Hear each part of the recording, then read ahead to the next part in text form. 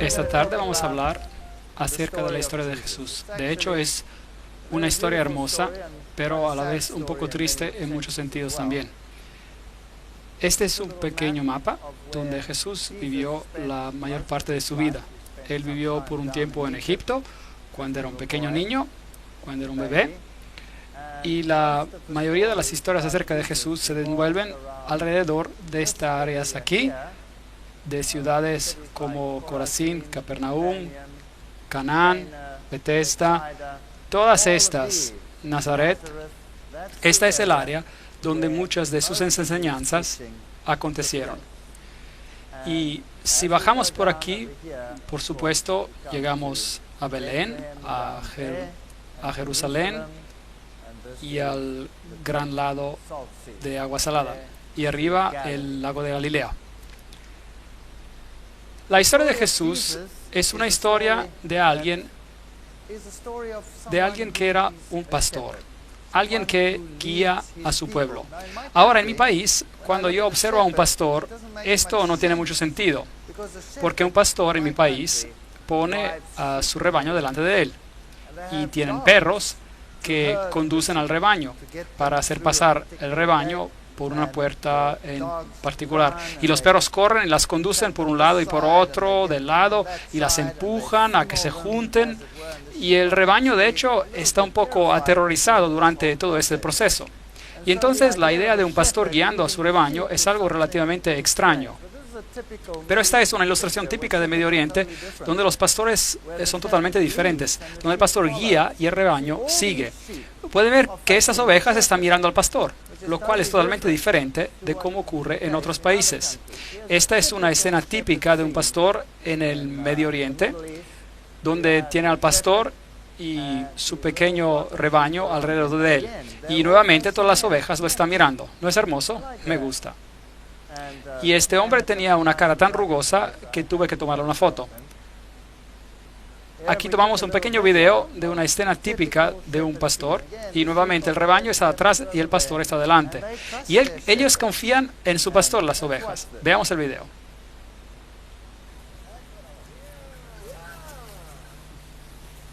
Él camina, el rebaño camina. No lo dejan apartarse de su lado. Están muy ligadas a su pastor. Y es un cuadro muy bonito. Jesús mismo se define como un pastor. Él nos guía y nosotros lo seguimos. La historia de Jesús es la historia más maravillosa que ha ocurrido en el universo. Y en todo lugar, desafortunadamente, donde quiera que vaya, en el Medio Oriente, tienen hecho un lugar santo de todos estos lugares. Y las personas creen que hay algo de santidad en ir a estos lugares santos. Es bonito estar allí, es bonito verlos, pero no hay santidad en el lugar. Tú puedes encontrarte con Jesús de la misma manera estando en tu pequeño dormitorio como estando aquí. Y por supuesto, si ustedes quieren expandir su conocimiento y ver cómo la vida era en esas áreas, entonces es algo diferente. Pero ir allí para conseguir una bendición especial es un engaño. Así que esta es la cueva, aparentemente donde los pastores se encontraban esa noche, y pueden ver que tienen una estrella en el piso y se les anunció el nacimiento de Jesús. Y en esa cueva han construido una iglesia con relieves a los lados, con pastorcitos en este lugar. Cuando el ángel vino a decirles que Jesús había nacido en Belén, probablemente se encontraban en un campo como este. Así que la temporada del año cuando esto ocurrió no pudo haber sido el 25 de diciembre, que de hecho es la fecha de cumpleaños para todas las deidades paganas como Osiris y Zeus, Júpiter y todos los otros. Como los pastores estaban afuera en el campo, eso significa que tuvo que ocurrir en un clima templado y no en medio del invierno, lo cual sería el caso con el 25 de diciembre. Aquí es el campo de Ruth. Es una historia bonita, la historia de Ruth, la moabita, la cual es otra historia en la Biblia que nos dice que Dios no rechaza a naciones, aunque Moab era una nación apóstata. Alguien de Moab aceptó a Jesús como su salvador personal. No lo conocían como tal porque él todavía no había nacido, pero ellos creyeron que el Dios de los israelitas era un Dios verdadero y que podía ser su Dios también. Esta es la ciudad de Belén, donde Jesús nació, y algunos de los lugares hermosos. ¿Quién ha estado allí? Ah, muy bien. Hay hermosos lugares. Allí observar las personas es algo magnífico. Es como ser transportado al pasado en los tiempos de la Edad Media, en cierto sentido. Y este hombre de edad me dejó muy impresionado. Se ven muchas de esas caras arrugadas por allí. Y cuando uno camina por estas calles es realmente fascinante. Estuve allí unas cuantas veces. Es bastante peligroso estar en esas áreas. De hecho, una vez fuimos apedreados, pero logramos sobrevivir. En otras ocasiones fuimos los únicos que podíamos viajar de un lado al otro entre Israel y Líbano. Experiencias fascinantes. Los israelitas vienen a construir una barrera, simplemente la levantan.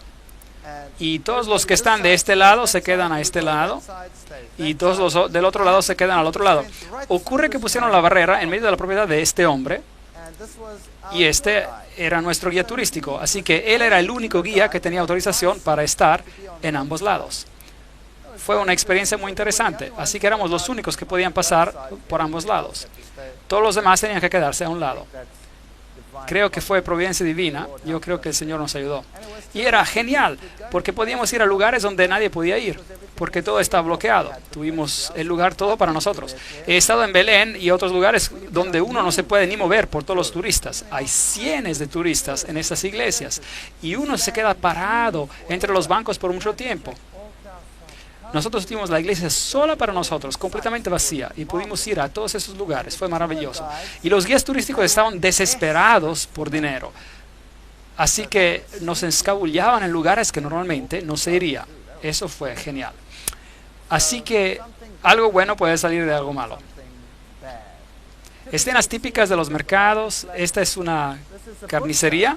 Si usted quisiera comprar su carne, aquí se cuelga. Y hay un tremendo zumbido alrededor mientras va a comprar su carne. Así que no creo que sea una buena idea. Este hombre aquí trató de venderme un pollo e insistía para que yo comprara su pollo. Así que seguía insistiendo. Y estaba vivo el pollo y el Señor no me dejaba ir. Y yo le dije que yo no estaba interesando, pero no me dejaba ir. Así que empezó a regatearme, insistió y no me dejaba, corrió tras de mí, así que finalmente ya me volvía loco. Entonces le dije, bueno, voy a regatear con él por su pollo. Así que lo negocié menos y menos y menos y menos y menos por el pollo, hasta que él se enojó conmigo, y eso estaba muy bien. Y entonces ya negocié aún más y finalmente se enojó y me dijo, ya, tenga su pollo gratis. Y yo le dije después que era vegetariano. Se quedó mirándome, totalmente incrédulo. No podía creer que algo parecido fuera posible. Pero después se rió y nos hicimos buenos amigos. Esta es una típica panadería y debo decirles que no se ve muy caliente, ¿o sí? No. Bueno, de todas maneras, pan es pan. Se cuece en el horno, está probablemente bien. Y las mujeres no estaban permitidas aquí porque no es adecuado para una mujer estar en un lugar así donde se hornea pan. Traten de decirlo a una de nuestras huéspedes que cocinan pan acá. No creo que ella esté de acuerdo. Pero bueno, sin embargo, esa iglesia famosa de la Natividad, donde Jesús nació, así se supone. No sabemos nunca si esos lugares tanto son los lugares verdaderos. Algunos de ellos probablemente son correctos. Y este probablemente podría representar el lugar donde Jesús nació. Y estos, por supuesto, estos lugares fueron escogidos temprano en la historia. Y este en particular por la madre de Constantino. Y ella encontró que este era el lugar y, y por eso construyó esta iglesia, la cual era una iglesia bizantina, lo que significa que era ortodoxa. Y por eso hay una tremenda guerra en esta área entre los ortodoxos y los católicos que reclaman esos lugares para ellos mismos. Esta guerra no se resolvió hasta la llegada del movimiento ecuménico, y ahora esta iglesia está compartida por la iglesia ortodoxa y la iglesia católico romana, y alternan sus misas allí. Ahora, cuando usted entra en este lugar, tiene que entrar por una pequeña puerta muy baja y tiene que agacharse, y eso es para mostrar una señal de respeto y humildad, y por eso usted tiene que casi gatear a través de ella. Y como puede ver, la iglesia estaba totalmente vacía cuando estaba allí, nadie presente. Cuando estuve allí anteriormente estaba llenísima. Y el piso no es el piso original. El piso original estaba por debajo y todavía tiene el mosaico original del tiempo de Constantino. Es una iglesia muy antigua y, por supuesto, siendo un lugar santo, está llena de mitologías e historias que probablemente nunca ocurrieron. Pero me parecieron interesantes los rayos de sol que ingresaban a la iglesia cuando yo estuve ahí. Y ahí arriba, contra ese pilar, hay unos agujeros, por aquí los puede ver. ¿Y qué son estos agujeros? Bueno, la leyenda dice que María apareció en la iglesia un día y tomó sus dedos y los hizo en forma de una cruz como esta. Y ella fue hacia ese pilar y lo marcó allí. Y allí estaban los agujeros. Allí están. Esos son los dedos de María que hicieron los agujeros. Y si usted pone sus dedos en estos agujeros, usted recibirá, dicen, una bendición especial. Observé estos agujeros y vi que los bordes estaban bastante ciselados, así que creo que el trabajo que hicieron no fue muy bueno.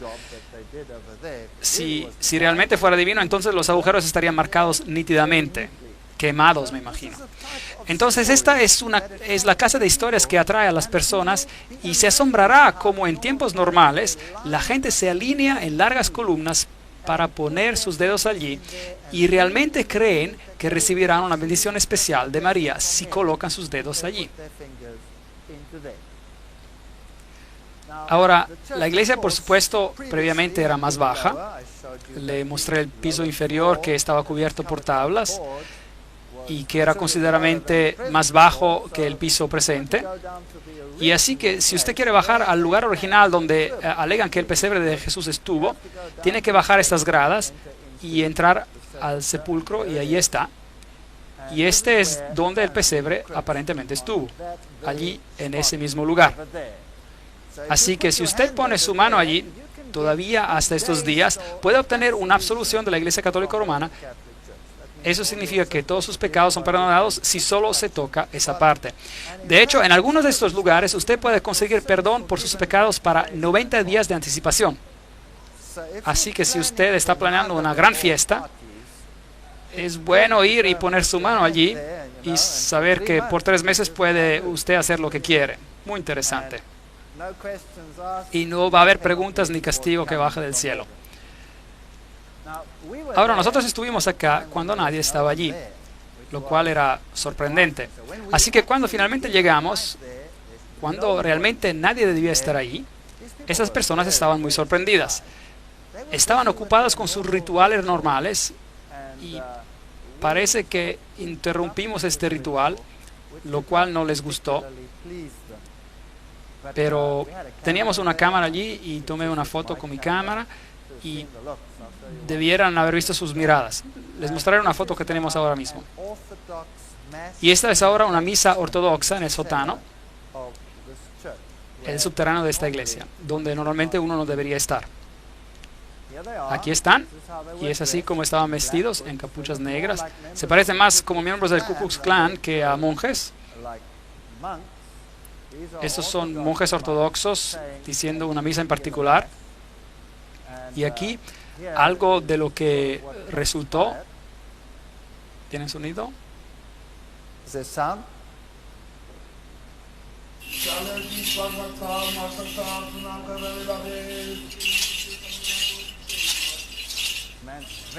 El hombre está muy enfadado con nosotros por haberlo fotografiado.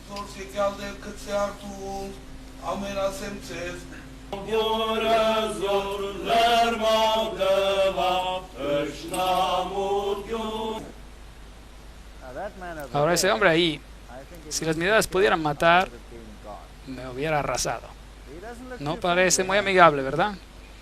Entonces, esas son las clases de rituales que ocurren. No sé qué clase de misa será, pero de todas maneras, muy interesante. Entonces, cuando los ortodoxos se van, los católicos romanos entran y hacen su ceremonia. Hay un grupo de peregrinos acá en el escenario católico romano. Hay una dama allí, tiene 3 cruces delante de ella y su cara está cubierta. Dicen que es un buen lugar para venir si quieres ser limpiado totalmente de cualquiera que sea tu problema. Afuera de esta iglesia tienen la estatua de Jerónimo, escribiendo las escrituras. Tienen el cráneo allá abajo. Esto es algo de ocultismo, por supuesto. La pregunta de la muerte y la vida, los ciclos de la muerte y la vida. Y bajando al sótano de la iglesia encontramos a esta cueva. Aparentemente esta es la cueva donde María realmente dio a la luz. Pero también notará los arcos triples, los cuales son típicos del paganismo. Y si esto fue el lugar, o si era un lugar pagano, no les puedo decir. También en el sótano de esta iglesia encontrará calaveras que dicen ser las calaveras de los bebés que Herodes había matado. Tampoco creo en eso, pero eso es lo que ellos dicen. Y ahí abajo hay uno de ellos que fotografié. Hubo una ocasión mientras yo estaba allí, una bomba explotó en el lugar donde había estado unos segundos atrás previamente. Es un lugar peligroso. Aquí hay otra cueva y en esta cueva también hay un sepulcro de María. Y dicen que este es donde María alimentaba a su infante. ¿Por qué los lugares tienen que ser diferentes? No lo sé. El lugar donde él nació, digamos, y también tiene la cueva donde José esperó por María mientras estaba dando la luz al bebé en el otro cuarto. Muy interesante. Cuando llegan a esta se llama el ataúd de la leche. Y cuando entra, lo llaman la gruta de la leche, la grotte du lait. Y entra adentro y hay otra cueva, una iglesia dentro de una cueva, otro símbolo pagano ahí. Y arriba en las paredes hay estas manchas blancas. Y estas están certificadas por Roma, con la certificación del papado, que esta es la leche que María arrojó a chorros contra las paredes. Y es algo en serio, cuando ella estaba dando a mamar a Jesús. Así que el guía que estaba allí estaba muy entusiasmado en mostrarnos esto, y uno puede recibir una unción especial. Hay un certificado de aprobación del Vaticano diciendo que esas son las manchas genuinas de la leche de María. Entonces le dije al guía, ¿sabe? He estado en otras de las cuevas también y hay manchas blancas similares en las paredes. Y esas son depósitos de calcio carbonado de la lluvia. Y él dijo que sí, que es verdad, pero en las otras cuevas sí, pero no en esta. Esta es la leche. Esta es la famosa gruta de la leche. Y si usted va abajo, ellos tienen todas estas pequeñas cuevas secundarias y ahí usted puede ver este icono típico en una de ellas. Ahora, de hecho, esto es paganismo. Esta es la leyenda de Isis. Como ven, en la leyenda de Isis, María toma el lugar de Isis. Y Isis era también la reina de la fertilidad. Después de todo, ella consiguió dar a la luz a Horus mientras su esposo estaba muerto, reconstruyéndolo. Y por eso, si las personas tenían problemas de fertilidad, ellos oraban especialmente a Isis. Y esto resolvería sus problemas de fertilidad. Si tenían problemas con dar la leche, entonces orarían a Isis y después tendrían mucha leche. Esto es paganismo antiguo resucitado en el cristianismo moderno en esos lugares. Jesús, por supuesto, sobrevivió la matanza de Herodes y la familia se fue a Egipto. Así nos dice la Biblia. Y estuvieron algún tiempo en Egipto y luego un tiempo vino para que el niño obtuviera su madurez según la costumbre de Israel y retornaron de Egipto y vivieron en Nazaret. Eso es lo que la Biblia nos dice. Ahora, si usted va a Egipto, este es el mismo lugar donde aparentemente la familia santa vino. Y ellos tienen estos iconos ahí.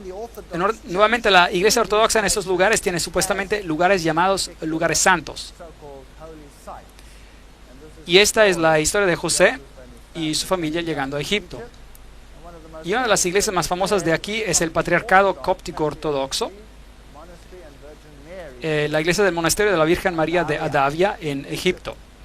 Es una iglesia muy, muy famosa. Y pocos años atrás, olvidé exactamente cuántos años, pero en la parte final de los 90, por ahí, María apareció. Hubo apariciones de María en este lugar. Y el mundo musulmán se enloqueció. Por supuesto, no pudo ser María, porque no es bíblico, pero no obstante, las apariciones tomaron lugar aquí en este patriarcado. Y aquí pueden ver algunos de los iconos en la iglesia, algunos de los símbolos. Y justo era domingo de las palmas cuando está así que el patriarca aquí estaba llevando cosas hechas de hoja de palma.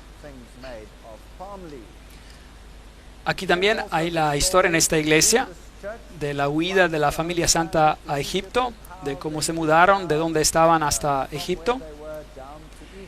Y ellos tienen la historia de cómo vinieron con el río Nilo y se quedaron en este lugar específico.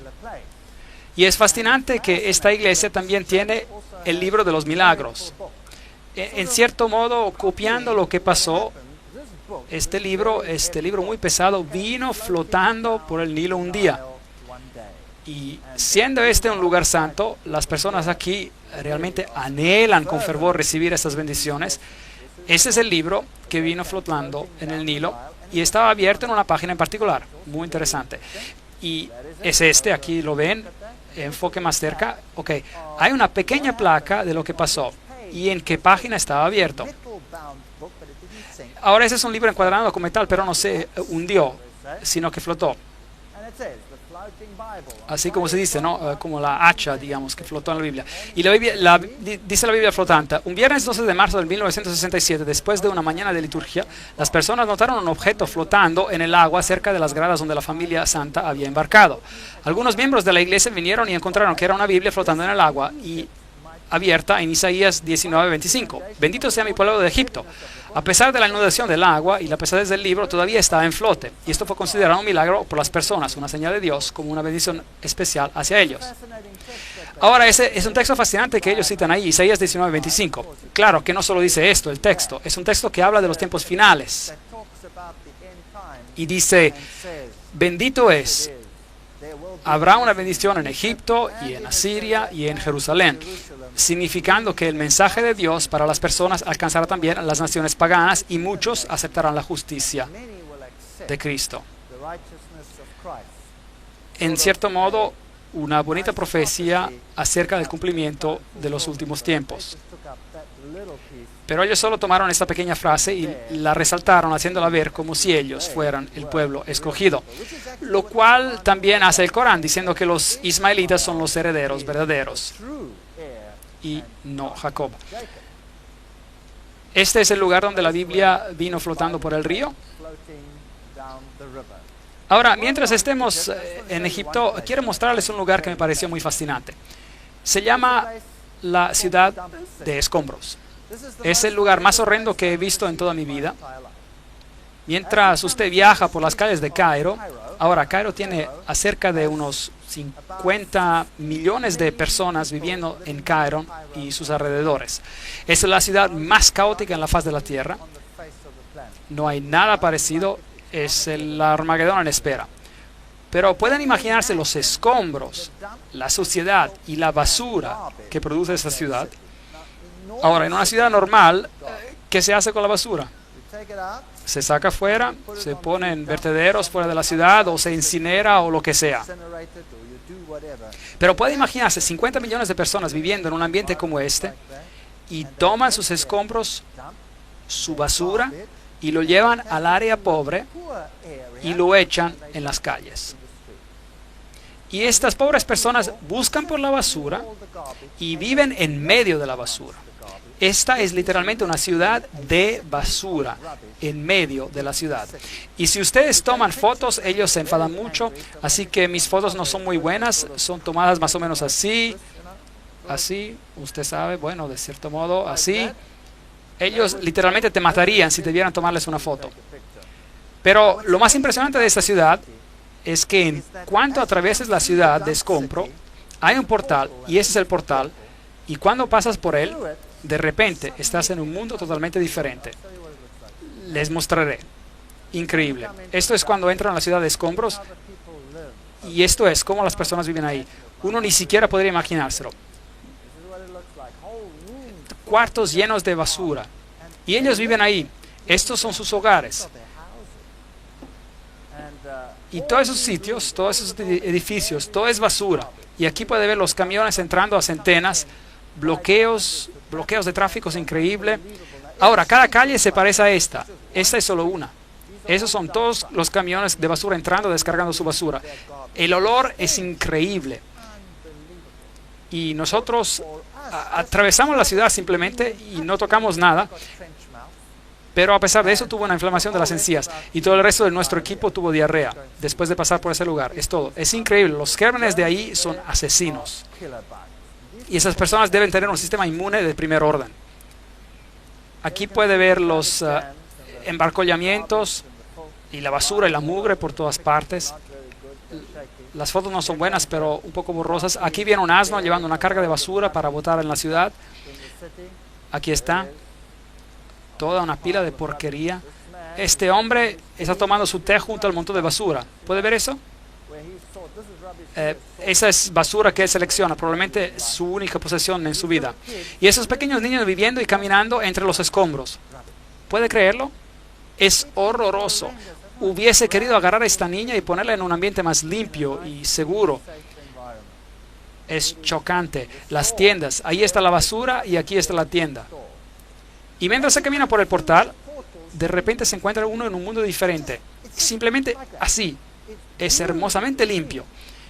Y ahí está una pequeña iglesia ortodoxa. Con roca trabajada alrededor. Y todo está hecho de la roca trabajada. Es increíble esta pequeña iglesia ortodoxa. Y allí está. Es una iglesia para el Santo Bola. Y usted puede ver que es absolutamente asombrosa. Aquí hay un anfiteatro y un hombre polaco ortodoxo que ha pasado toda su vida aquí. Un hombre joven vino aquí y esculpió toda esta pequeña ciudad. Y este es el anfiteatro que él ha creado, probablemente con una cierta ayuda del ambiente. Y ese es él. Ese es el hombre. Él hizo todo el trabajo que verán. Increíble. Las paredes enteras de esta ciudad son rocas cinceladas con la historia de Jesús. En medio del mundo musulmán, pasa por una ciudad de escombros y mugredad y basura, y de repente está en este lugar limpio y bonito, con una iglesia pequeña. Y la historia de Jesús escrita en las paredes. Jesús con los pequeños pastorcitos por aquí, al tiempo de su nacimiento, es la escena representada por aquí. La historia de su nacimiento, todo cincelado en roca sólida. Yo soy el buen pastor, cincelado en roca sólida. Las historias de la Biblia, el caminar sobre el agua, y la mujer al pozo, por ejemplo. Y estas son esculturas gigantes. Solo para darles una idea. Esto es un escarpado de roca, una pared de roca con algunas esculturas en ella. Cada piedra gigante ha sido transformada en un trabajo de arte. De Jesús, esta es la historia de Lázaro saliendo de su tumba. Esa es la historia de Jesús saliendo de su tumba. Y ustedes pueden ver las medidas grandes. Esta es la fachada de roca pura donde trabaja. Y he trabajado toda esa área. Y allí tenemos una tremenda historia de Jesús. Acerquémonos. Mientras Él los estaba bendiciendo, aquí Jesús, Él ascendió a los cielos. Y la siguiente foto, veremos al Hijo de Dios venir en las nubes con gran poder y gloria. Un hombre ha transformado el área en un área de esperanza. Me quedé muy sorprendido. Esto es más o menos como nuestro mundo es. Ustedes pasan por este mundo representado por la ciudad de escombros, y mientras pasan por ella, la única esperanza que pueden tener para pasar al otro lado de la historia es la historia de Jesús. Voy a ver el Hijo del Hombre viniendo en las nubes con gran poder y gloria, y ya no habrá más ciudades de escombros. La historia de Jesús es probablemente la historia más angustiada que nunca se contó. Sé que muchas películas se hicieron y ni siquiera la más reciente que se hizo puede ilustrarlo por lo que pasó a Jesús y cómo su vida fue. Cuando volví a Jerusalén, bueno, Jerusalén hoy en día es una ciudad totalmente diferente. Es una ciudad de peregrinajes. Miles de personas peregrinan allí. Aquí hay un grupo de monjas guiando una peregrinación detrás de la cruz. Y las personas están llenas de una especie de euforía. Han estado en ese lugar, lo han experimentado. Pero si un lugar toma el lugar de Jesús, entonces tenemos un problema. Ese es el Muro de los Lamentos, y ahí tenemos la famosa Mezquita de la Roca en el fondo. Ese es el Muro de los Lamentos, y no era parte del templo original, sino es una parte de la corte exterior del templo. Aquí subiendo las escaleras puede entrar a esta área. Hoy en día no está ya permitido entrar allí, así que me pararon aquí y solo tomé una foto por la grieta. Esta es una réplica de cómo el templo se veía, y hay una columna gigante que era destinada a ser parte del templo, y nos da una idea del tamaño original que tenía el templo. Esta nunca se usó porque tenía una grieta, y esta es probablemente la réplica de la menorá en tamaño normal. Y esta es la que hicieron en caso de que restauren el lugar del templo. Esos son los judíos al Muro de los Lamentos. Usted nota todas esas pequeñas cartas en el muro, las ve. Las personas vienen y escriben sus pequeñas cartas de cualquier sueño que tengan en la vida y después las meten en el muro. Aquí tenemos un corto video.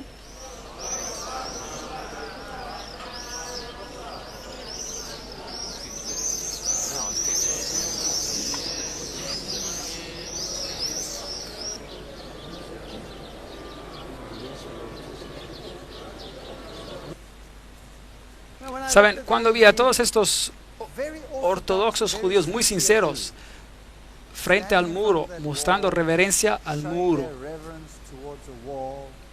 me pregunté a mí mismo si solo supieran de la roca de su salvación, si solo pudieran entender que no hay salvación en un muro de ladrillos, que la única salvación está en el que representa. Las personas hoy en día tienden a hacer de lugares sitios santos.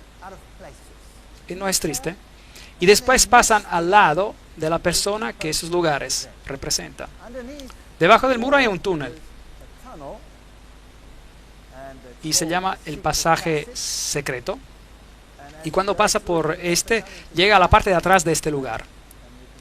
Y se puede ver donde los judíos ortodoxos y rabinos de rango más elevado se reúnen. Ahora, normalmente esas personas los ignorarían, pero los tiempos han cambiado. Estuve sorprendido. Normalmente si usted viene con un pagano a este lugar, ellos lo detestarían, le darían una mirada fea. ¿Qué hace este hombre impuro en este lugar tan santo?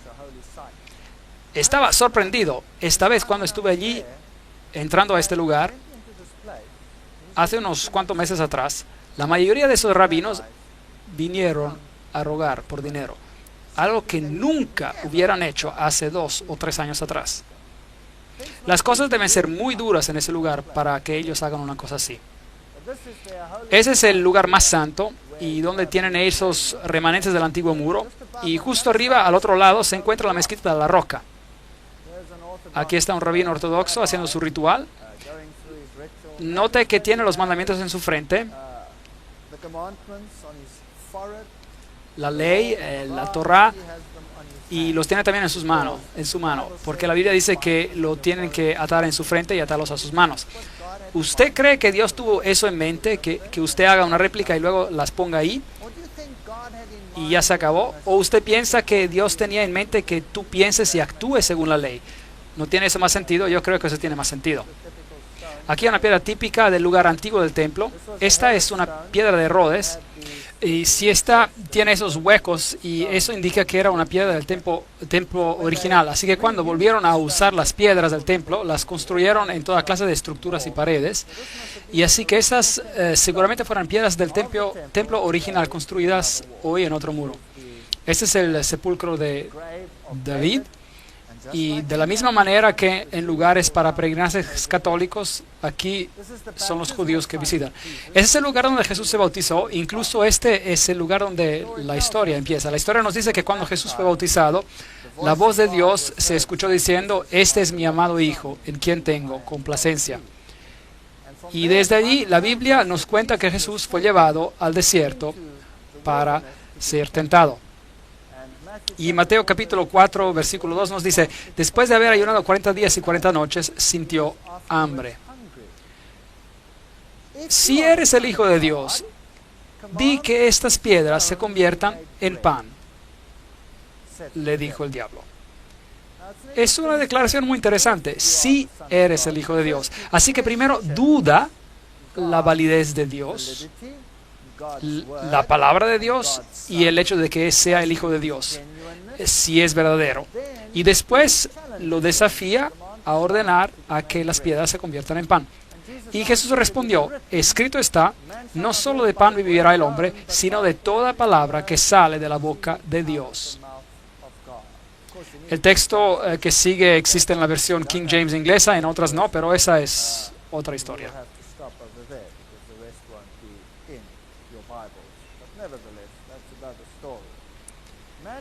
No solo de pan vivirá el hombre, sino de toda palabra que sale de la boca de Dios.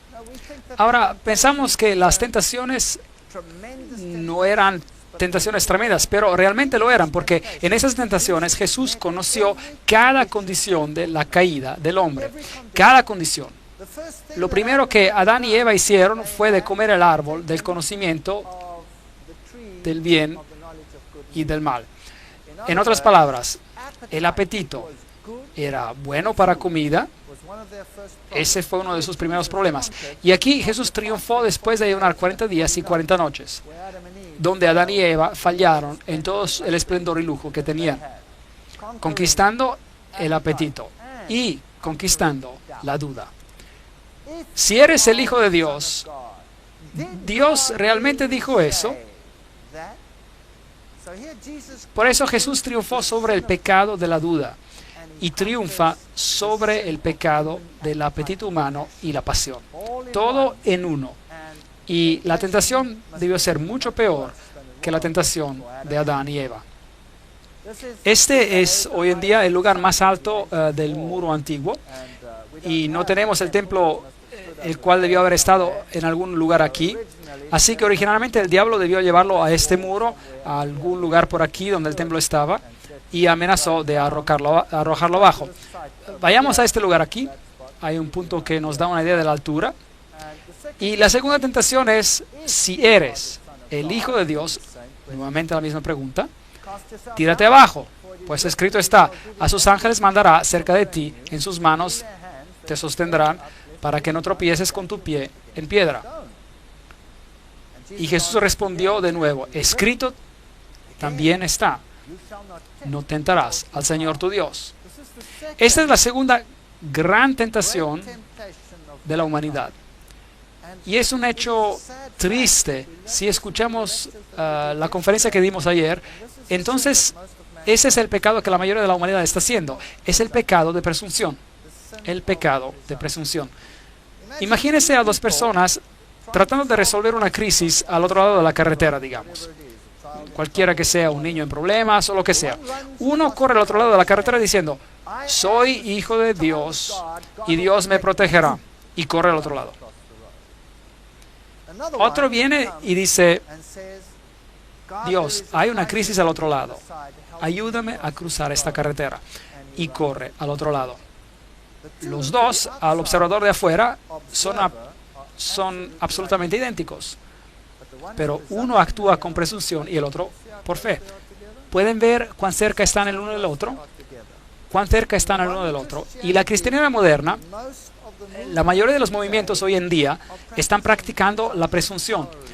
la religión basada sobre la fuerza, mientras la fe es algo totalmente diferente. Y Jesús pudo haberse tirado, porque eso es lo que dice la Biblia. Pero escrito está, no serás atrevido, presumido. La tercera tentación, otra vez lo llevó el diablo a un monte muy alto y le mostró todos los reinos del mundo y la gloria de ellos. Y le dijo, todo eso te daré si prostrado me adoras. Ahora las personas dicen que seguramente Jesús sabía que Él era Dios y que Él iba a ganar. Y en todo caso, ¿por qué tenía que hacer eso? Pero esta no es solo la pregunta que se estaba haciendo aquí. El diablo lo tenía solo. Y Satanás en toda su gloria dijo, te voy a dar todo, otra vez, sin que tú tengas que morir, si solo por una vez te prostras a mí.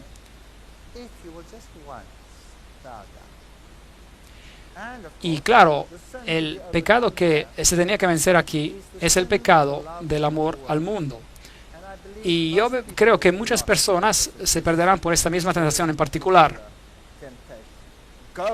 Vete, Satanás, porque escrito está, al Señor tu Dios adorarás y solo a Él servirás. El amor al mundo no nos llevará a ningún lugar. Así que esas tres tentaciones, Jesús básicamente triunfa por parte del hombre sobre las mayores tentaciones que tenemos que enfrentar de una forma u otra. Y por supuesto luego se fue al lago de Galilea. Y en el camino allí hay este pequeño pueblo pintoresco llamado Maalula. Y es el único pueblo pequeño que queda en el mundo entero donde el lenguaje que se habla es arameo. Ahora, ese es el lenguaje que Jesús hablaba. Y es muy bonito ir allí. Es un lugar limpio y placentero.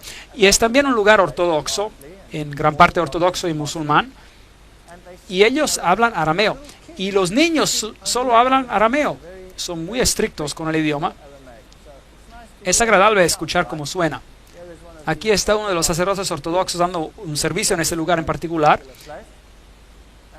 Y fuimos a preguntarle si él oraría el Padre Nuestro para nosotros en arameo, para que podamos escuchar cómo era el lenguaje de Jesús. Y lo voy a compartir con ustedes. أبوناحتي بشمو يجكتش شماخ يثالي مالكاخ جثك الإيروتشاخ إخ بشمو تشيب على رعا أبيح لحماح أخو اليوماح وفرليحتي يوثح إخ من غفر التمخت عن مينح ولو فاشتخل الناح بشاري بيوثح بيس حصل الناح مشيدا آمين. Así que este fue el Padre Nuestro en arameo. El lago de Galilea, un lugar maravilloso. Ese es supuestamente uno de los sitios, hay más de un sitio, pero ese es uno de los lugares donde la boda de Cana aparentemente aconteció. Y puede ver las tinajas ahí, es así como las tinajas originales se ven. Y como esas eran las tinajas de piedra áspera, donde primero vaciaron el líquido y luego lo guardaron en esas tinajas de barro. Y esa aquí es la ciudad de Jesús. Aquí es donde Jesús llevó a cabo la mayoría de su obra y predicó la mayoría de sus sermones, la ciudad de Capernaum. Y los llevaré ahí en la siguiente sesión.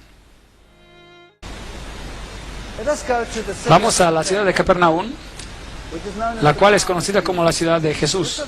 Este aquí es un lugar muy famoso. Y si lo mira, no parece nada. Pero en realidad encima de esto hay un edificio gigante, justo encima. Allí puede ver algunos de los pilares de cemento y el piso de cemento. ¿Y qué es esto? Esta es la casa de Pedro. Esta era la casa de Pedro. Pedro vivió aquí. Y esa era su casa. Y Jesús debió haberse quedado allí muchas veces en esa casa.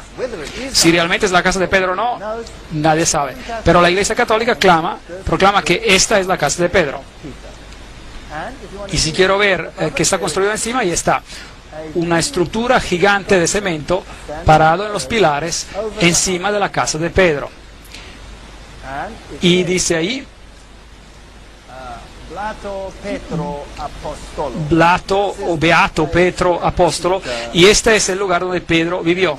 Y Pedro, por supuesto, significa pequeña roca, y Roma ha construido su iglesia en este Pedro. Y allí tienen una estatua de Pedro justo afuera con un pez al lado de él. Y esta es la estatua gigante de Pedro. Es enorme.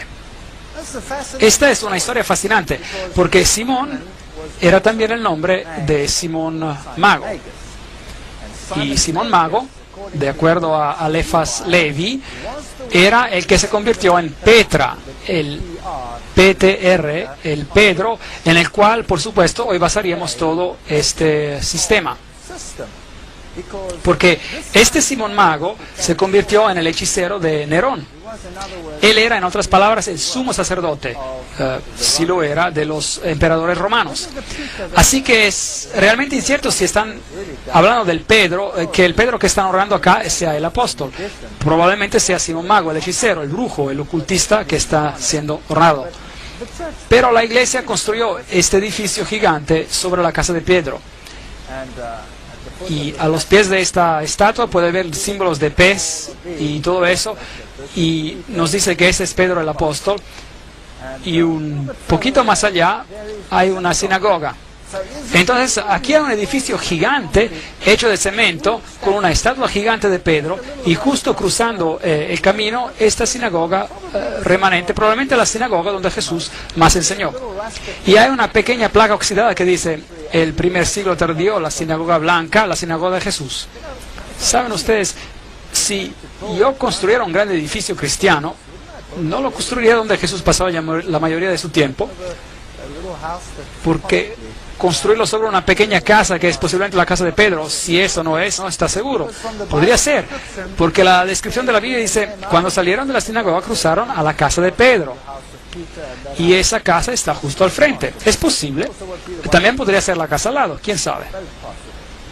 Pero es posible. Ahora, esta es la sinagoga donde Jesús en realidad enseñó. Así, aquí está otro pequeño pueblo, así que Capernaum era un pueblo y el otro era Corazín. Y esto es lo que queda de Corazín, no mucho. Algunas ruinas están aquí. Esas son las ciudades que Jesús maldijo. Y Jesús dijo que si los milagros que se hicieron en ti se hubieran hecho en Sidón, en Sodoma o Gomorra, ellas hubieran aceptado el mensaje. Pero ustedes han tenido amplia oportunidad, dijo Jesús. Jesús caminó por medio de esas ciudades y ni una persona permaneció enferma en esas ciudades, y a pesar no lo aceptaron. Aquí hay un famoso lugar santo, ese es el lugar de las bienaventuranzas. Y cuando entras ahí es mejor que estés apropiadamente vestido. Esta es la iglesia de las bienaventuranzas, un lugar muy famoso, y el Papa Juan Pablo II ha estado ahí, por supuesto, 2 veces. Y ese es el conclave, y ese es el campo. Ese es el campo donde probablemente Jesús predicó su primer sermón. Ese es un sermón muy impresionante. Ese es el más intricado, el sermón más sublime que jamás se haya predicado al ser humano. Y muchas personas citan equivocadamente ese sermón a unos extremos terribles. Las bienaventuranzas, Mateo 5, 3 a 10, Jesús empieza diciendo: bienaventurados los pobres. La palabra por bienaventurados es Macarios, el cual significa una bendición celestial, una bendición que solo puede venir de una fuente divina, una bendición enorme. Y la palabra usada para los pobres es ptojos, en griego, que significa pobreza absoluta. Nada más que pobreza absoluta. Ni 2 monedas juntas. Y Jesús empieza su sermón, y los judíos sentados allí en millares, esperando que Él se anuncie ser el Mesías. Y decir: soy el Mesías, ustedes son el pueblo escogido de Dios. He venido a librarlos del yugo de Roma. Se levantarán y serán los más grandes en el cielo. Eso es lo que estaban esperando. Y aquí Él se levanta, y las primeras palabras como Mesías que habla son: bienaventurados los pobres. Y hay varias palabras para pobre en griego, y usa la que describe pobreza miserable, absoluta.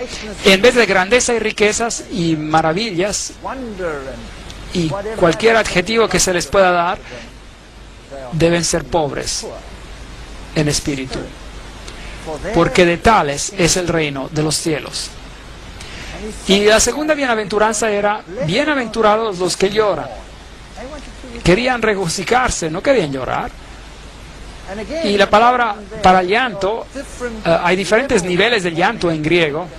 Y la palabra en griego es penseo, lo cual significa dolor absoluto. El dolor que puedes tener por la pérdida de un hijo único.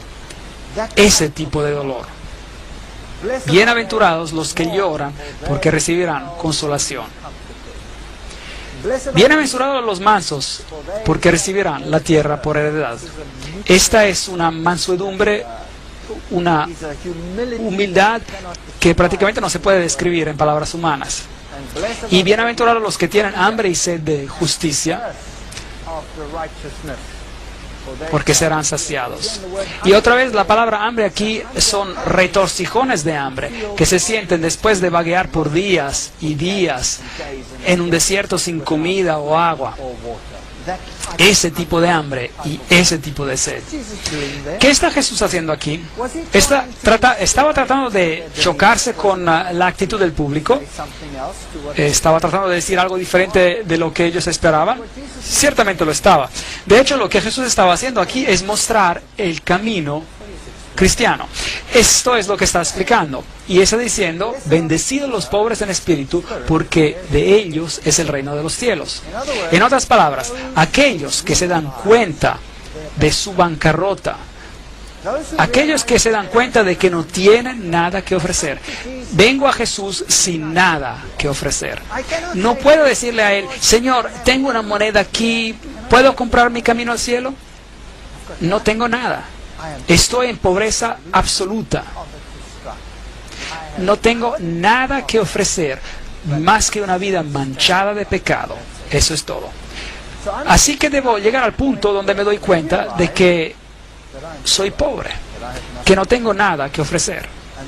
Y entonces el siguiente paso es bendecir a los que lloran, porque serán consolados. No solamente me debo dar cuenta de que no tengo nada que ofrecer como individuo manchado de pecado, debo experimentar dolor. ¿Por qué? Por el pecado. Debo experimentar mi dolor por pecar. Y debo mirar al Hijo de Dios. Y debo sentir dolor. Y debo tener arrepentimiento. Y debo decir, Señor, perdóname. Perdóname por lo que hice. El arrepentimiento genuino es el siguiente paso en el camino cristiano. Bienaventurados son los mansos. Una vez que te des cuenta de que estás en bancarrota, una vez que te des cuenta de que eres responsable por la muerte del Hijo de Dios, una vez de que hayas experimentado un dolor real, no hay tiempo, más tiempo para quedarte en tu pedestal pensando que eres mejor que los demás. Es hora de bajar y experimentar humildad y saber de que otros y Dios son más grandes que tú. Es un camino muy difícil para el ser humano de viajar. Es lo contrario a cada emoción humana. Bienaventurados los que tienen hambre y sed de justicia, porque serán saciados. El camino de los cristianos no termina con solo darse cuenta de que eres pecador por el dolor de tu pecado y por ser más humilde. Tienes que continuar en un proceso conocido como la santificación, lo cual significa, Señor, cambia mi carácter vil. Pablo dice, debo crucificar el hombre viejo cada día y debo pedir a Dios que me cambie. Y tengo un modelo perfecto que es Jesucristo. Y debo decirle al Señor que me cambie a esa imagen, que verdaderamente pueda reflejarlo a Él.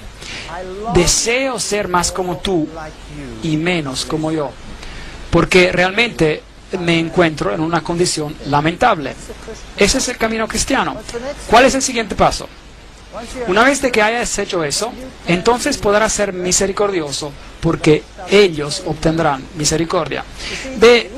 Nosotros tenemos a creer que somos mejores que otros, y luego nos convertimos en críticos. Uno de los problemas más grandes en la iglesia es el ser crítico, ¿no es cierto? Ahora sabías de que esa persona todavía hace esto y el otro, y sabías de que ese joven está metido en drogas. Quiero decir, ¿Qué te esperas? Mira, los padres son así, así. En vez de alimentar el hambre y mirarte a ti mismo y decir, ahora mírate a ti mismo, qué miserable eres. ¿Piensas que ellos son peor que tú? ¿Por qué no puedes tener misericordia y simpatía de ellos porque Dios tuvo simpatía y misericordia hacia ti? ¿Acaso no se trata de esto? Así que Jesús dice, una vez de que llegues a este camino, una vez de que hayas experimentado el arrepentimiento y una vez de que hayas sentido el dolor por tus pecados y una vez de que hayas bajado de tu pedestal y una vez de que hayas pedido al Señor de cambiarte y hacerte misericordioso, y tendrás compasión con aquellos que no tuvieron la ventaja de comprender lo que tú has comprendido. Bienaventurados los misericordiosos. Y luego, bienaventurados los limpios de corazón, porque verán a Dios. Me acuerdo cuando vine a esta iglesia vine del mundo, era muy mundano y en un duro negocio. La vida en la universidad es muy dura y tienes que luchar para llegar a la cumbre profesional. Y mi mente era un basurero. Y le dije a Dios, Dios, tú sabes, yo no quiero tener una mente así. Y Dios ayuda a uno a limpiar su vida y a desarrollar buenos pensamientos donde moran los malos pensamientos. Ese es el proceso de la santificación. La cristianidad no para solo cuando conoces a Jesús. No es bueno solo conocer a Jesús. No te vas a salvar solo conociendo a Jesús. ¿Acaso el diablo no conoce a Jesús? ¿Es salvo porque conoce a Jesús? No. Debemos dejar de que Dios nos cambie, nos limpie nuestras acciones. Bienaventurados los pacificadores, porque serán llamados hijos de Dios. Ven, una vez de que hayan pasado por toda esta serie de crecimiento, devienen pacificadores. Ahora, ¿quién es un pacificador? Un pacificador es alguien que tiene la paz de Dios en su corazón. Mucha paz tienen los que aman tu ley, dice en Salmos 119, 165. Ese es un pedazo, que es un pedazo del cielo. Y siempre me maravilla cuando los políticos toman esta bienaventuranza en particular y la aplican a ellos mismos y se dan grandes recompensas sin haber pasado por los pasos previos en la experiencia cristiana. Esa persona no es un pacificador. Un pacificador es alguien que ha hecho las paces con Dios. Ese es un pacificador. Y bienaventurados los que padecen persecución. ¿No es increíble? Por causa de la justicia, porque de ellos es el reino de Dios. ¿Cuál es la última cosa que el Señor menciona aquí? ¿Cuál es la última bienaventuranza? Benditos los que padecen persecución. En otras palabras, si pasas por este proceso, si sientes dolor por el pecado, si pides perdón y si dejas que el Señor cambie tu corazón y si estás dispuesto a bajar de tu pedestal y si quieres la paz de Dios en tu corazón, serás una irritación para el mundo y ellos te perseguirán. Es una garantía. Y ese es el proceso del camino cristiano, totalmente opuesto a lo que es el ser humano, a lo que el ser humano quiere en este mundo hoy en día. Las lecciones que Jesús enseñó en el lago de Galilea son absolutamente las más fundamentales que el ser humano necesita. Necesitamos tomar nuestra Biblia y necesitamos estar alertos.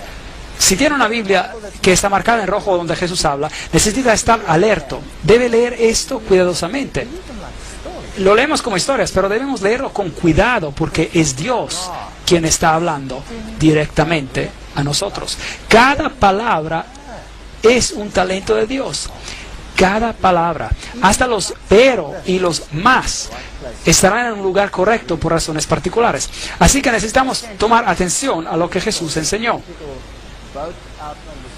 Aquí un típico barco en el lago de Galilea, pequeños pueblos alrededor, no ha cambiado mucho. Ese es un barco que encontraron después de una tremenda sequía. Aparentemente es un barco exactamente como en los tiempos de Jesús. Así que ese tipo de barco era en el que Jesús hubiera estado con Pedro y sus discípulos cuando les enseñó la gran lección. Tomen sus Biblias otra vez y lean las palabras de Jesús diciéndose a sí mismos, este es Dios que me está hablando, hay poder en esa palabra. Aquí está la tumba de Lázaro, aquí es donde Lázaro se echó, es una tumba muy oscura, por supuesto, hoy en día es un lugar santo, pero imagínense que aquí Jesús llamó a un hombre todavía en paños fuera de la tumba, probando que Él es la resurrección y la vida. Y él hizo esto justo antes de ir a Jerusalén, en el acto final de la obra de su vida. Y mientras se acercaba a Jerusalén, puede imaginarse lo que pasaba por su mente. Esta es la ciudad de Jerusalén, y las varias puertas de la ciudad antigua todavía están ahí. Y mientras baja esta colina, construyeron aquí una pequeña iglesia de las lágrimas, se llama. Está construida como una gota de lágrimas, y si entra en la iglesia de las lágrimas, tiene esta pequeña luz encima, y hay una ilustración de la gallina, con la representación de la madre juntando a sus polluelos, porque Jesús dijo: Jerusalén, Jerusalén, cuántas veces he querido juntarte como una madre gallina junta a sus polluelos, pero no quisiste. Las palabras famosas de Jesús: Jerusalén, Jerusalén, que matas a tus profetas y los apedreas a los que te mando. Cuántas veces he juntado a tus hijos como la gallina junta a sus polluelos bajo sus alas, y no quisiste.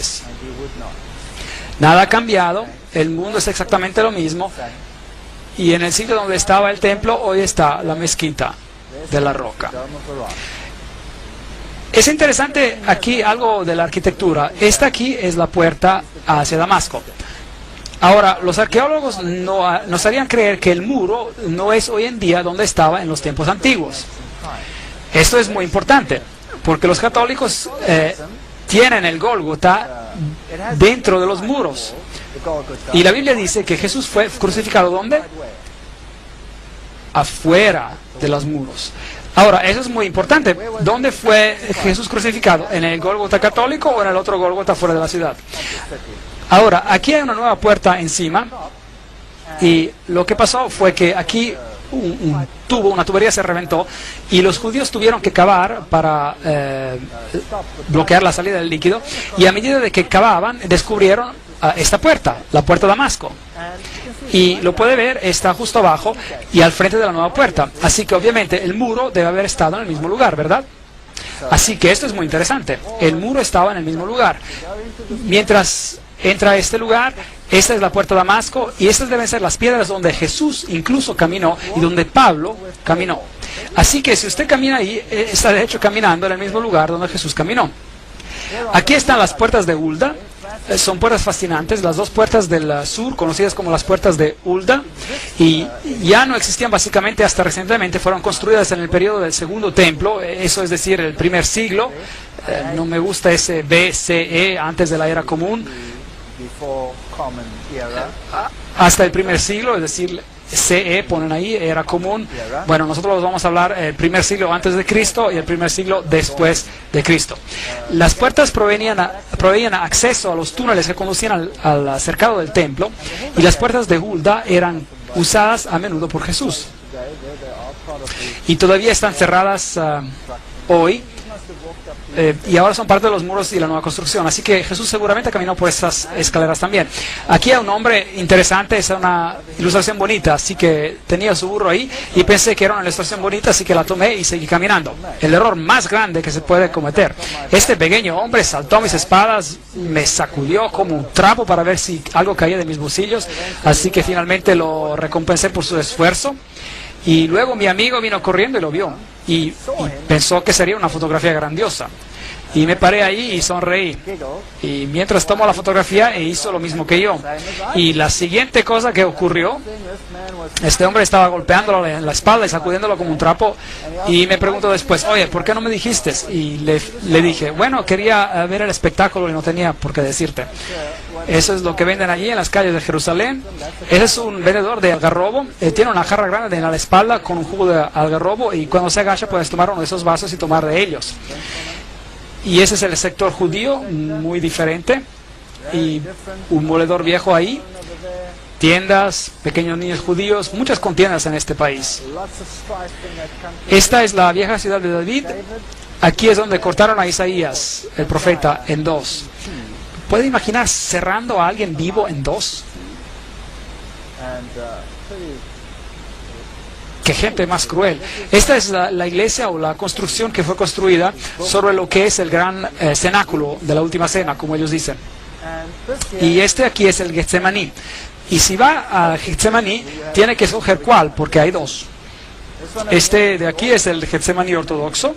Construyeron esta iglesia ortodoxa gigante encima de él.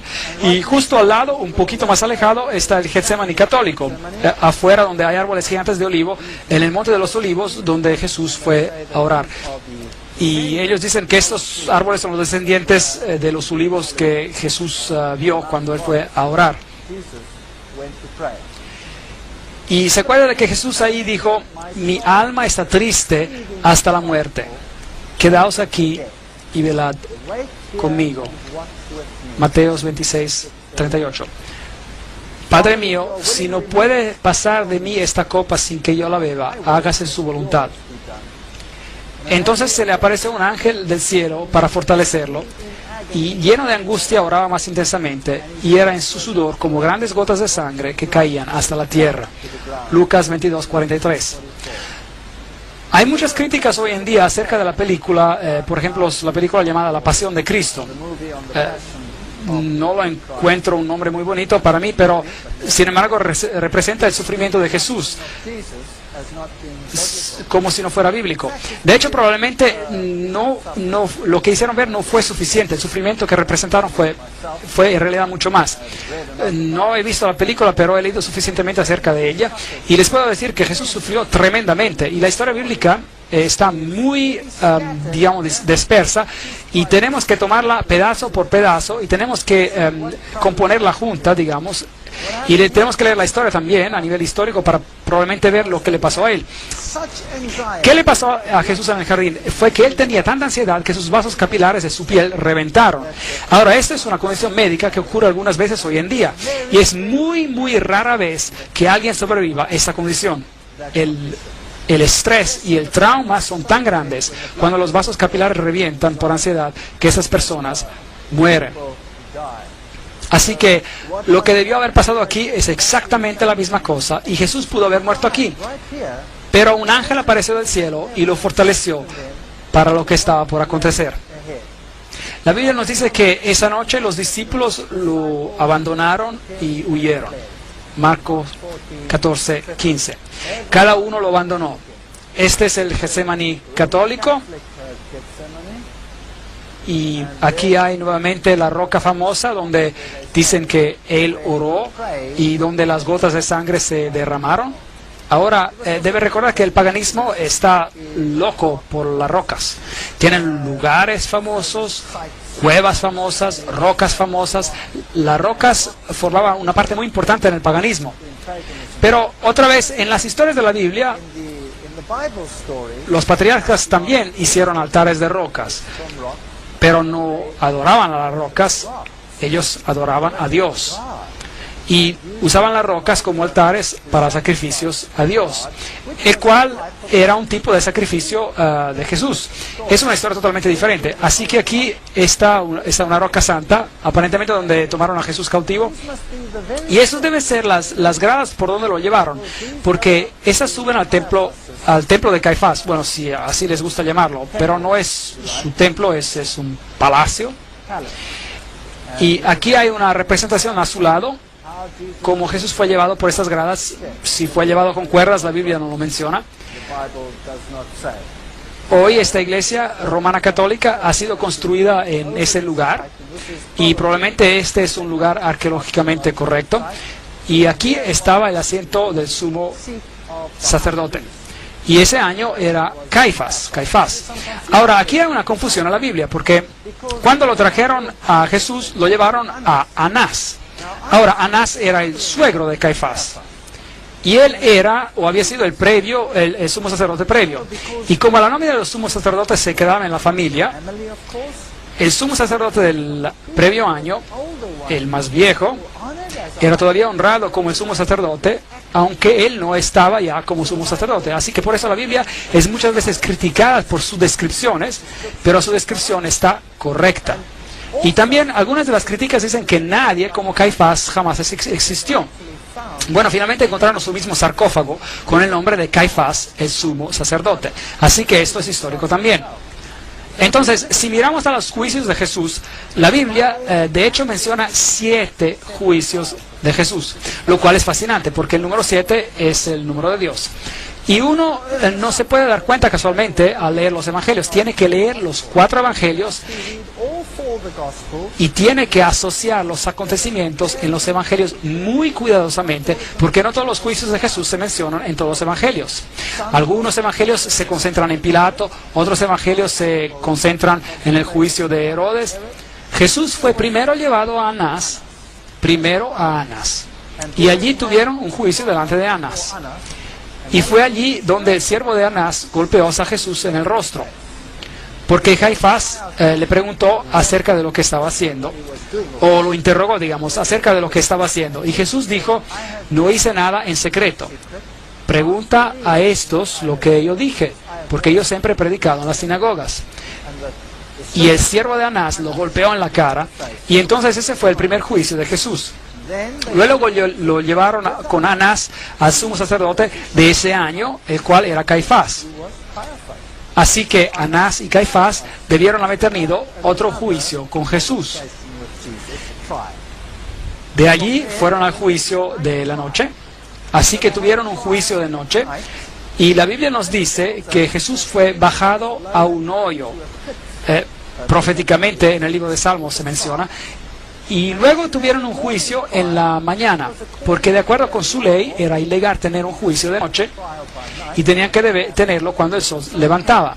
Así que hubo un juicio con Anás, un juicio con Caifás y Anás, y hubo un juicio de noche con parte del Sanedrín, y juntaron después todo el Sanedrín y tuvieron un juicio en la mañana y encontraron a Jesús culpable y luego lo llevaron a Pilato. Y Pilato lo examinó, pero Pilato no quiso decidir por él mismo. Así que lo mandó a Herodes. Y Herodes tuvo un juicio y tampoco quiso hacerlo él solo. Así que lo mandaron de vuelta a Pilato. Y hubo un juicio final cuando Jesús fue puesto en las manos de los judíos para crucificarlo. 7 juicios en total. Así que ese es el primer lugar donde Jesús estuvo. Hoy, por supuesto, es un lugar famoso donde Pedro nuevamente se honra. Y María, la ilustración de una diosa, de hecho. Un camino a la capilla del pesebre, la capilla del bendito sacramento, el patio, las santas gradas, el hoyo sagrado. Allá abajo era donde los prisioneros se encarcelaban cuando había un juicio de noche.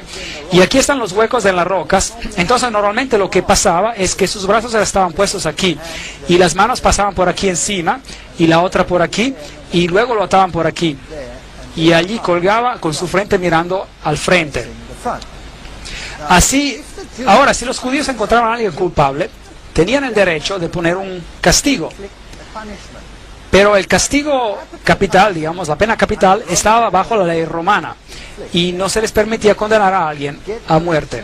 Tenían que conseguir permiso de los romanos y entonces había una ley romana. Pero sí se les permitía dar castigos. Si encontraban a alguien culpable, podían darle 13 latigazos a un lado y 13 latigazos al frente. Entonces encontraron a Jesús culpable y la Biblia no lo reporta, pero es posible que le hayan dado 26 latigazos de frente. Es posible, aunque la Biblia no lo menciona. Y aquí hay un hoyo donde bajarían a una persona y los bajaban desnudos. Y aquí están unas cruces bizantinas que en las paredes de aquí, mostrando que los primeros cristianos reconocieron a esto como un lugar. Y se bajaría la persona en este hoyo y, en otras palabras, te bajarían y luego estarías en este calabozo en la oscuridad total. Y Salmos nos dice que me bajaron en el hoyo y así que eso debió ser lo que pasó a Jesús mientras esperaba ahí a través de la noche por el juicio de la mañana para ser convocado.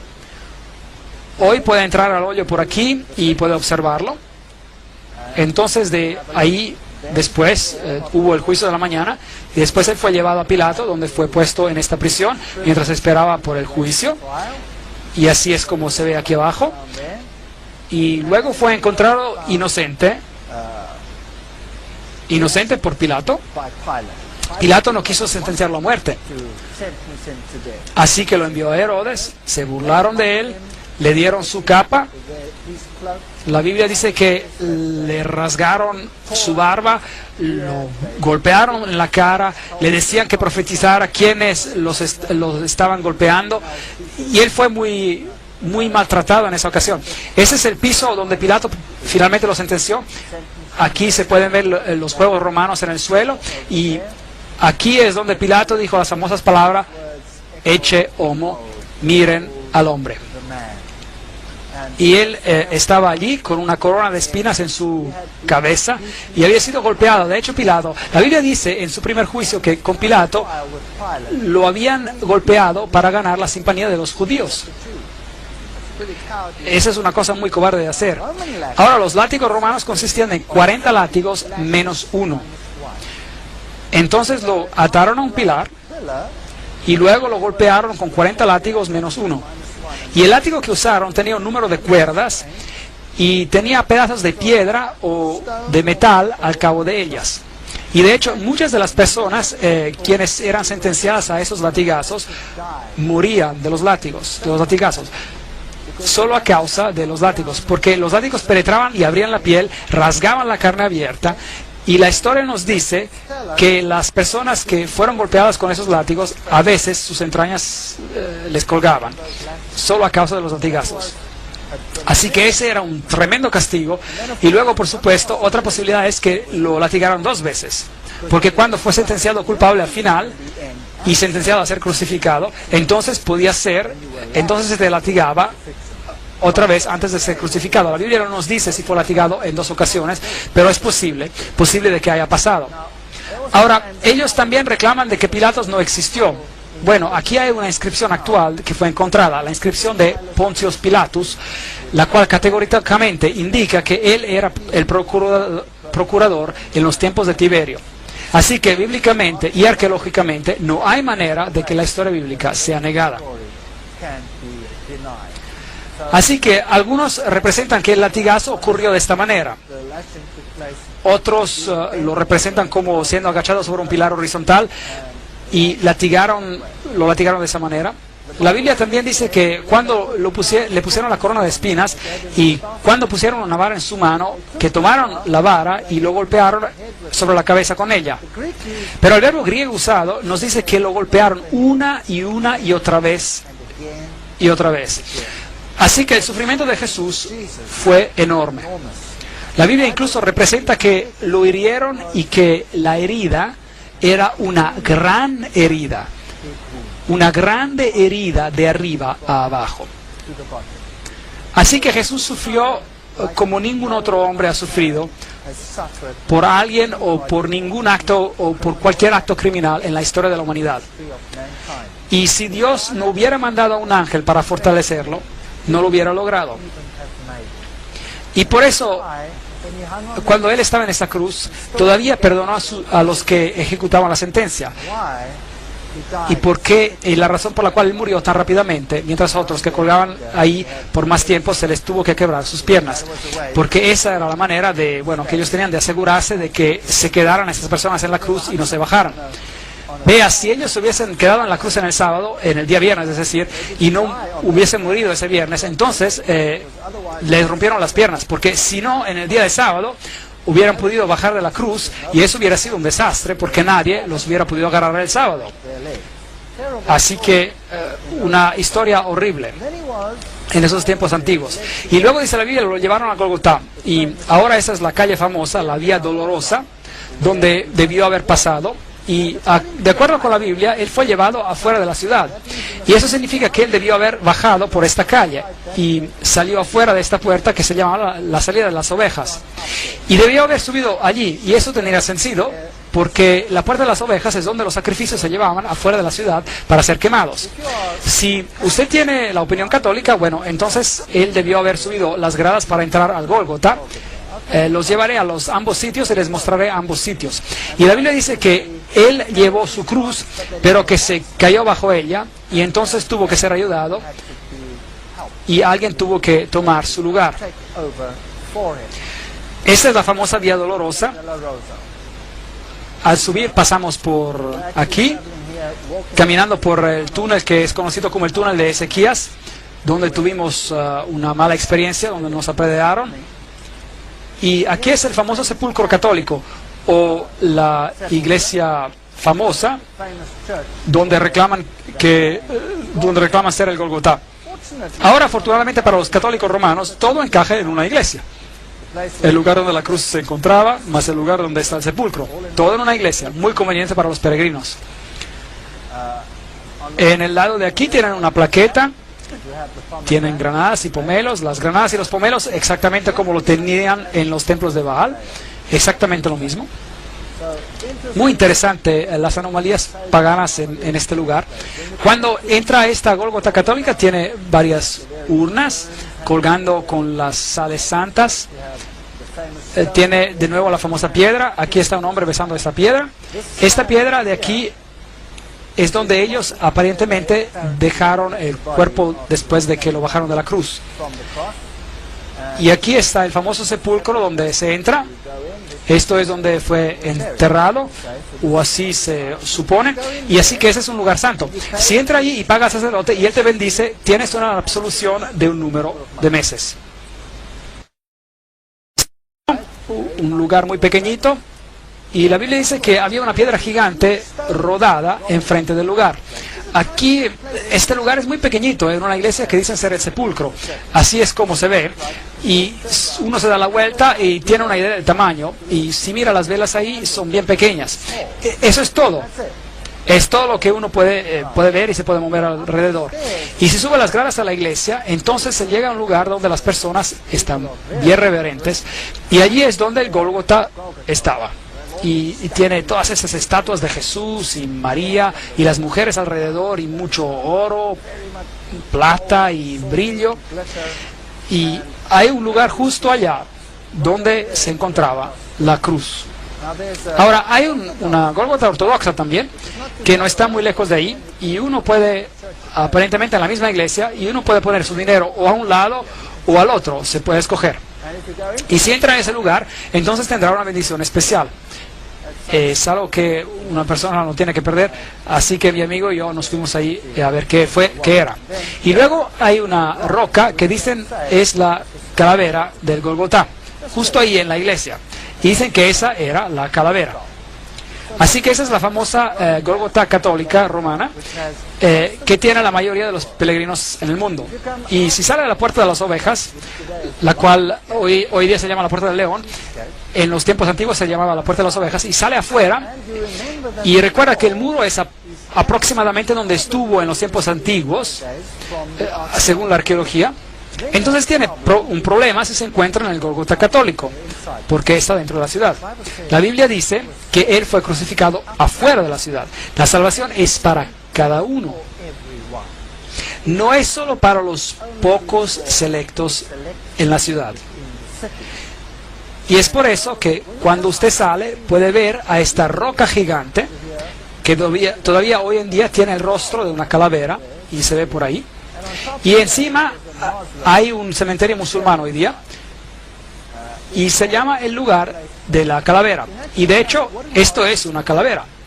Esto era una cantera. Fascinante. Entonces, era una cantera donde Salomón tenía las piedras excavadas para el templo. Fascinante. Así que, en hecho, todo este valle, y es parte de una montaña que continúa hacia arriba, desde la izquierda y a la derecha, y finalmente formó el monte en el cual estaba el templo. Y es interesante que este es el lugar donde Abraham probablemente simuló el tipo de muerte del Hijo de Dios, es decir, por medio del sacrificio que él quiso hacer de Isaac, su hijo. Pero Dios dijo, no tienes que proveer por tu hijo, yo proveeré el mío. Y este es, de hecho, la misma cumbre. ¡Qué fascinante! Así que esto tendría sentido que Jesús murió encima de esta colina. Dios es amor. Porque de tal manera Dios amó al mundo que dio su Hijo unigénito para que todos los que crean no se pierdan, mas tengan vida eterna. Juan 3:16. Afuera, muy cerca, justo a la base de esa colina, hay una tumba con un jardín. Y luego tomaron el cuerpo de Jesús y lo envolvieron en lino, vistieron con especias de la manera como los judíos se sepultaban, y cerca del lugar donde fue crucificado había un jardín, y en el jardín había un nuevo sepulcro donde nunca se había enterrado a nadie. Es lo que la Biblia dice. Así que es totalmente diferente del lugar que está dentro de la ciudad. Así que hay un jardín afuera de la ciudad. Todavía hoy en día es un jardín hermoso. Y ahora un jardín en la Biblia actualmente significa una finca. Y aquí era un viñedo. Y aquí todavía hay un viejo lagar para la uva. Así que eso tiene sentido. Y ahí hay un viejo lagar para la uva. Y es un hermoso jardín hoy. Y después de cavar para construir edificios, encontraron este lugar. Y mirad y contemplar que aquí había algunas tumbas. Y enfrente de la tumba, así pueden ver, hay un pequeño muro. Y en ese pequeño muro, en el cual era como un surco, pusieron una gran piedra redonda que pudieran haber rodado enfrente de esa tumba. Y si mira hacia abajo, tendrá que mirar adentro de la tumba y mirar al otro lado. Y hay una tumba que ha sido excavada un poco, digamos, parcialmente. Así que todavía no se había terminado. La Biblia dice que la tumba no estaba terminada. Nadie había sido todavía enterrado ahí. Y la Biblia dice también que los discípulos se agacharon para ver qué había adentro. Entonces ellos podrían haber mirado por aquí, pasando ese pilar, y hubieran visto a esa tumba por ahí. Y se habían dado cuenta que estaba vacía. Entonces esto encaja perfectamente con la descripción bíblica. También en ese jardín tienen esa hierba que crece por aquí, de donde hacen una droga para poder anestesiar. Y esa es la que mezclaron con vino y anestesiaban a cualquiera que estaba en la cruz. Pero Jesús rechazó tomarla. Y ese es un pastor metodista que administraba este lugar. Aquí una piedra típica. Esta es la tumba de Herodes, una de las tumbas más intactas de este tipo que existen hoy. La de Jesús probablemente era así. Así que aquí probablemente está el lugar del jardín de la tumba. Hay un pequeño surco y en el frente donde hubiera estado una gran piedra redonda que tuvo que haber sido removida. Esto tiene mucho más sentido para mí que el otro Gólgota adentro. Bueno, adentro se ve así. Y por supuesto las personas creen que es un lugar santo, así que vienen aquí para orar y ser reverentes, lo cual está bien, claro, pero aquí dice, Él no está aquí, ha resucitado. Y eso para mí es el punto crucial del problema. Él no está aquí, ha resucitado. A mi Dios, yo no tengo que ir a buscarlo en un lugar santo o entrar en algún hueco. Él ha resucitado. Puedo hablar con Él aquí mismo. Puedo hablar con Él donde quiera que yo esté. Porque Él me puede oír. Porque Él es la resurrección y la vida. El que cree en mí, aunque esté muerto, vivirá. Juan 11:25. Porque por gracia sois salvos por medio de la fe. Efesios 2, versículo 8. ¿Sabe? Una religión basada en una forma y formalidad es tan vacía una vez de que uno ha sentido y experimentado Jesucristo. Aquí está el Monte de los Olivos, la capilla de la Ascensión, pequeña capilla, y aparentemente ese es el lugar donde Jesús ascendió al cielo. Esta de aquí es la famosa puerta de oro. Está enladrillada y bloqueada, y del otro lado hay unas gradas que conducen al templo del monte, y hoy en día hay la mezquita de la roca, y aquí se encuentran las tumbas de los más ricos del mundo musulmán. Y ellos creen que cuando Jesús retorne, Él vendrá aquí, y la puerta de oro se abrirá. Bueno, no es Jesús para ellos, es el Imam Mahdi, el Mesías. Para los judíos es el Mesías y para los cristianos es el regreso de Jesús. Y esta puerta se abrirá y de hecho el hecho de que se encuentran ahí, pues porque tenían mucho dinero, comprar esta tumba en particular, ellos resucitarán primero y serán los primeros a entrar en este lugar. Bueno y conveniente, pues. ¿Piensan que funcionará así? Lo dudo. Porque si hubieran estudiado las bienaventuranzas, hubieran conocido lo que es necesario para ver a Jesús. Necesitamos sentir pena por nuestros pecados, tenemos que arrepentirnos, tenemos que lamentar y tenemos que pedir a Jesús que nos cambie, tenemos que volver en armonía con Él y a sus principios, y luego no necesitamos esa puerta, tenemos otra puerta. Es una puerta que tiene perlas en ellas y es una Jerusalén celestial que fue construida por Dios. No sé si habrá muchos o una primera resurrección aquí, pero no quiero juzgar esto es para Dios de juzgar. Pero aquí todos ellos están esperando por su reino terrenal. Yo no estoy esperando por un reino terrenal, yo estoy esperando por una Jerusalén celestial, a pesar de lo interesante que esta Jerusalén sea aquí. Esta es la mezquita de la roca, este es el lugar donde un templo se construirá. Si estás adentro, nuevamente hay una piedra, es donde Mohammed subió. Pero el paganismo y la verdad están muy lejos el uno del otro.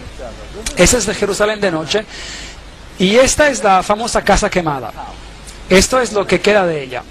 En los años 70 después de Cristo, los romanos vinieron y destruyeron a Jerusalén y la quemaron. Y ese es un símbolo de la destrucción que tendrá este mundo cuando Dios retorne. Podemos ser parte de la casa quemada o podemos ser parte del reino de Dios. Esa es nuestra decisión. Y la única solución para eso es: aquel que tiene el Hijo tiene vida, y aquel que no tiene el Hijo de Dios no tiene vida. Estas cosas he escrito en ti.